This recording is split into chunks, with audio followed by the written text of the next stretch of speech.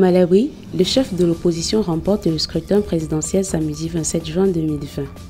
La commission électorale a officialisé la victoire de Lazarus Chakwera face au chef de l'État sortant Peter Mutharika qui a contesté les résultats même avant la publication. Au-delà de la non-satisfaction de l'ex-président malawi, M. Chakwera a prêté serment hier dimanche 28 juin comme chef de l'État. Je jure solennellement de remplir les fonctions de président de la République du Malawi, de préserver et de défendre la Constitution, a-t-il déclaré lors de cette cérémonie dans la capitale de ce petit pays d'Afrique australe.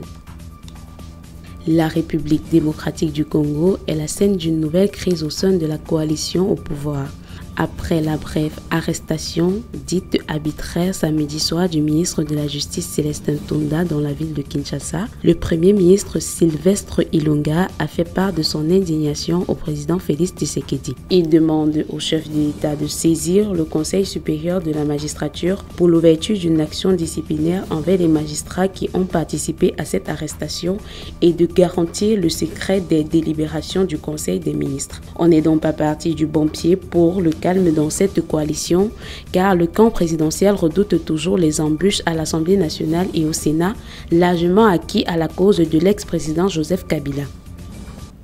Au Cameroun, une délégation équato-guinéenne conduite par le ministre de la Défense nationale, Léandro Bekale, a foulé la terre camerounaise hier dans la capitale politique Yaoundé pour une importante rencontre bilatérale sur les modalités de collaboration et d'action sécuritaire commune avec son homologue Joseph Betty Assomo. Cette visite intervient au moment où les relations entre Yaoundé et Malabo sont froides à cause des travaux de construction d'un mur de séparation lancé sur la frontière des deux pays par la Guinée équatoriale.